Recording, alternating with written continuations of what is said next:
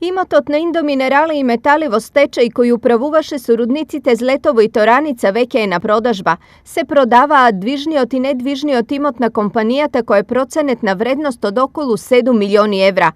Во огласот за продажба се наведува дека минималниот износ на надавање изнесува 8 милиони денари, а продажбата ќе се врши на принципот видено купено. Право на учество во електронската продажба имаат домашни и странски правни лица кои имаат концесија за експлоатација на оловно-цинкова руда на територијата и кои најдоцна до 22 јуни годинава ќе уплатат депозит за учество во електронска аукција во висина од 10% од проценетата вредност на имотот кој е предмет на јавното наддавање.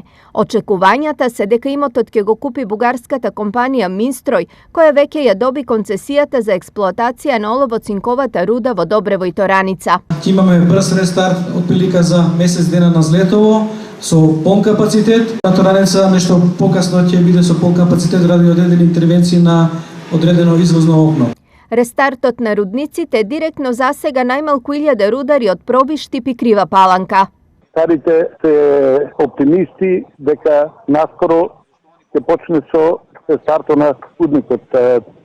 Тоа е со постепено се викат ова групи луѓе кои ќе почнат со сачистување на рударските окна, за да за еден месец-два почне со производство на оловна цинкова руда. Поранешниот концесионер на рудниците, индиската фирма Индоминерали и метали, под хипотека го стави имотот на рудниците 10 месеци пред да се прогласи стечајот.